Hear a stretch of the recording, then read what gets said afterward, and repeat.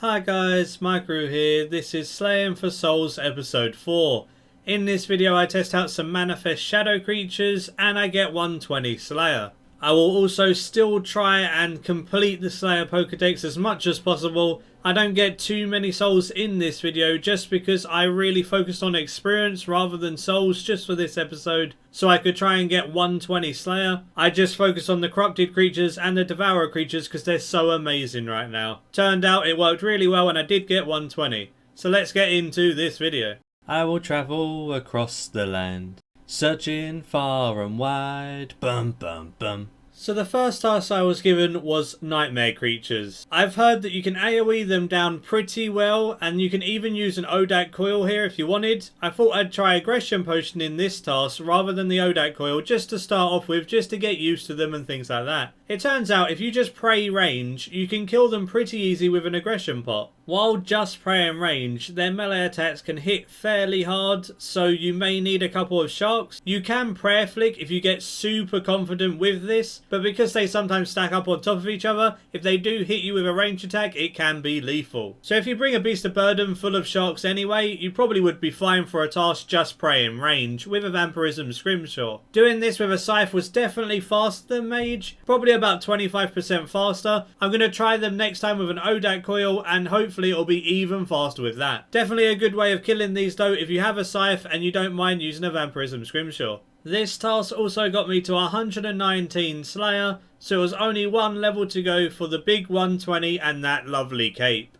So I got given my first task of Camel Warriors and thought, why not do them, try and get their soul as they're not bad experience and there's that chance of that Camel Staff. Camel Warriors aren't a bad task really, they just take a little while to do. A task will take anywhere between like 40 minutes to an hour. There's not much you really have to worry about while killing Camel Warriors. They do split into 3 right at the start. But all in all, they don't take long to kill, even single target. Once you've killed all 3 of the minions, he'll go back into 1 camel and you have to kill that in order to win the fight. That camel doesn't really have any special abilities except for one. The only special ability that might kill you that you have to look out for is the tornado that he puts on the floor. It will double in damage very quickly every single time. So it'll start off really small, hitting you for like 50, but then it'll be 100, 200, 400, 800, and it will go so fast. As you can see right there, I stood in it for a little bit too long and nearly died. It's very easy to get carried away and not focus and die to that tornado. Just be careful for the tornado and you'll be fine. I got a corrupted creatures task. I can finally prefer them. No, the first time I've ever had them. Yay. I just got an effigy from workers. Legit, just sit in it. There's just a little effigy on the floor. Okay, I got 1 key. It's good. Keep going, game. Well, back-to-back keys for me. Yay. Another key! Yeah! 5th key! Summoner paid off, got some soul devourers. Yeah. Give me some more keys.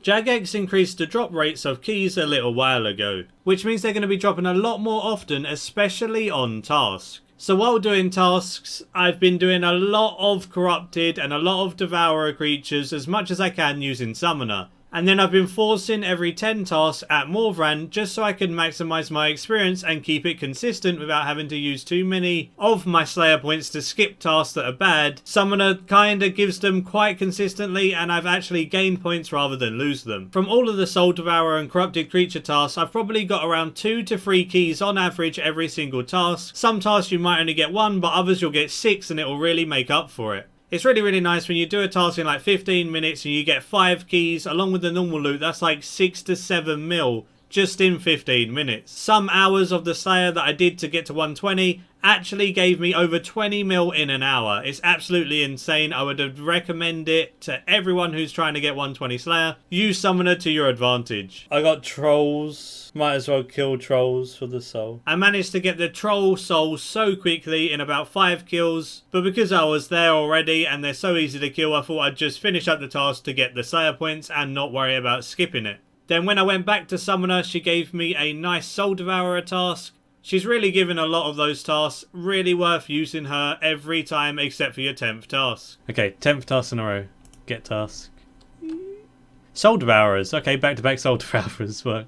I thought I'd go to the Grand Exchange and see how much one of the keys sold for. Instant sold for 1,350,000, which isn't too bad really, because when you think about if you get, say, 2 to 3 keys on a task on average, that's 2.7 to 4 mil a task. Task takes 20 minutes. That's a great task. That's 12 mil an hour. That's still great. I got another one! On my full from last. 5 keys. I got a Myth Dragon task, so I thought I might as well do it for the soul. I didn't expect the soul to be so rare, or I just got super unlucky. I did a whole Myth Dragons task without a soul. I guess it gives me a reason not to skip them in the future, so I'll just have to wait until I get another task and I'll try again. Okay, I got Crystal Shapeshifters. I hate the task, but I'll do it for the soul. Oh, I got the soul. Hey, that was quick! I'm really glad I got the Crystal Shapeshifter soul so quickly. It means I don't have to do that task ever again. I find that task very, very annoying to do and just boring all round. So I'm glad that I don't have to do it for the soul. They're not the worst tasks, and I know people who actually do the task. I just don't enjoy it at all, so I don't really want to do it, you know? Takes far too long. Something else I want to talk about are the Sophonem Slayer dungeon teleports. They're super useful. They teleport you straight to the Sophonem Slayer dungeon. All you need is rank 4 in any district in Menaphos to create these, and they cost 2 lore runes and 1 soft clay. You can make them on an eagle lectern in your house or in a friend's house, doesn't matter. You can also take a pack yak and take from the pack yak while creating them to just create loads at the same time. And then when you use these teleports, it teleports you straight outside the dungeon, which saves so much time. These teleport tabs save a lot of time and effort, and they're definitely worth it because they cost barely anything. I got a jungle strike worm task, so I thought I'd go kill them and get their soul. It turns out they were a lot harder to get the soul of than I thought they were. I only got the soul right at the end of the task, and I thought I might have had to have done a second one to get the soul. Obviously the strike worms can only be killed on task because they cannot pop up otherwise, so it's always worth doing the task when they come up. Morvran gave me a Mammoths task. It was my first ever one, so I thought I'd go do it. Always the chance of getting the Mammoth soul, and they're such good Slayer experience anyway, I thought it'd be a perfect time to go try and get them. Unfortunately, I didn't get the soul from the whole Mammoth task, but I did get some nice experience, and I managed to get a Raptor key. Oh, I got a Raptor key part 4. Nice. Really, I actually got a pair. Like, that's crazy. There's so many error tasks without them. Well, I got 3 souls from that Manifest Shadow task, so hopefully when I get the next Shadow task I'll get 5 and I'll be able to try them out in my dungeon. Oh, I got the second one. It's now got 5 Manifest Shadows, that'll be fun to test. I traded in my Extended Slayer daily for 153,000 experience, and I was only 154k off 120. I thought I'd go trade in my souls, see how much experience all of those different souls would actually give me, putting them into the chest. They normally give quite a lot of experience, so I was hoping with the souls that I had saved up I'd be able to get 120, and thankfully I did actually get 120 from the souls with the last 150k experience. Happy days. Yay, 120 Slayer, and it's the new True Max again, so back to being fully maxed. Time to go get the cape and do that cool emote. So I went to Curadel and picked up my cape, and the emote looks so amazing. It's kind of fitting that the emote has a crocodile ach as well. Pretty cool considering that's like my favourite task right now. Just an all-round amazing emote, and I hope they make emotes for other 120 capes in the future because that's absolutely amazing. It was time to do out with the old and in with the new. Unfortunately, I cannot have the cave horrors anymore because I wanted to test out the Manifest Shadows. So all of those cave horrors came out and all of those Manifest Shadows came in that small room ready to try them with an aggro pot. So for the first hour, I thought I'd try it out without any augmented gear. It worked pretty damn well to be honest, but it wasn't quite AFK enough without augmented gear in my opinion. Without the enhanced devoted free, you would lose a fair amount of HP, so you would have to pop your own devotion and make sure you're doing your cooldowns on time, otherwise you will lose too much HP and have to eat some sharks. Although if you just brought a pack yak full of sharks, it would still be fine. You can make your legendary pair into a beast of burden, so he'll still pick things up for you, and then you'll have loads of sharks. So if you didn't want to spend extra money on augmented armor and then fork out for some extra charges, then that's fine. You can still do it with Anima Core pretty easily. So as for the price check for the first hour, I got 2.85 mil in actual drops. Just over 2.8 mil is pretty damn good if you ask me. I also got 98 of the shadow cores that I noted ready to make into light cores. These also drop a lot of crimson and blue charms. In an hour I got 117 crimson and 124 blue. 124 blue charms in an hour is actually so good. I didn't expect these to be so good for blue charms, but they're definitely probably one of the best, if not the best in the game right now. That amount in just 1 hour seems absurd to me. The highest blue charms in an hour you would normally get is like 50 to 60, but 124 is downright crazy. I then did another hour and I used Enhanced Devoted 3 on my Augmented Torva and it worked so much better. You could literally AFK these 100%, just coming back to pop your potions, pick up loot and stuff like that. I chose not to 100% AFK them and I picked up loot when I found it and all of that good stuff. I still wanted to get every single Manifest Shadow Core, so those don't actually show up on the Loot All interface. So it requires a little bit more clicking there to pick up those Manifest Shadow Cores to note them for all of that divination experience. But the divination experience that the Manifest Shadow Cores give is actually super high. I'll speak more about the XP rates after this, and it's definitely a great added bonus to all of the other experience you're getting here. All in all, a solid method and one that I'll probably keep in my dungeon for quite a while. Oh, okay. I was like, why are people PMing me? What did I get? And I got 2 build total. Yay.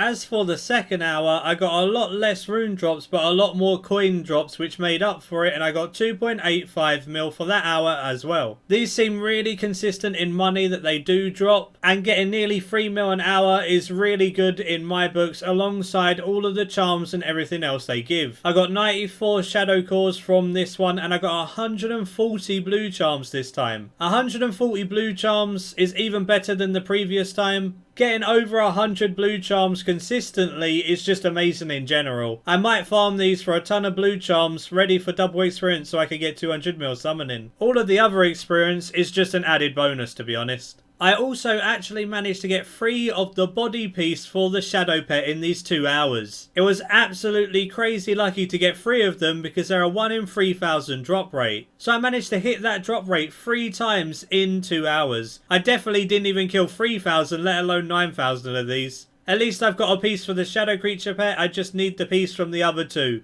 So what you do with these manifested shadow cores is you take them to where the manifest shadows are in Prif and dunk them into the middle. If you keep periodically pressing, it will reset the animation and get them all done super quickly. Once you've done an inventory, just teleport back to the Prif lodestone bank, get another one and go back. On average, I was getting around 5 to 6 in an inventory actually converted into light cores, which is cool. And I was getting 650 divination experience every time I dunked one in, which means in those 2 hours I gained over 60,000 divination experience just by doing this for 2 minutes after. Once you made the light cores, if you just go to a summoning obelisk with some blue charms and some shards, you can make them into light creature pouches which you then can sell for money. Now for the Manifest Shadows XP rates. I got 375,000 melee experience alongside 124,000 constitution XP. I also got 42.5 thousand farming experience, which is pretty awesome. Just from the Cedar side killing these, that's a nice added bonus. I also got 62.4 thousand divination XP with an average of 96 cores an hour. Using these 96 cores actually made 22 light cores in an hour on average, which gave 17,000 summoning experience when you actually made them into the pouches. When you take away the note paper costs for the cores, I made a small profit of around 10k after this was taken into consideration. So you're getting free summoning experience and free divination experience just by doing these and turning them into summoning pouches. As for the price checks, they were 2.8 mil each, which means after the scrimshaw costs you are making around 2 mil GP an hour in profit. 2 mil GP an hour with all of these combined XP is actually pretty good. When you think about 62,000 divination experience, it might not sound much, but when the fastest method in game that isn't caches and stuff is 100k experience an hour on the Ark,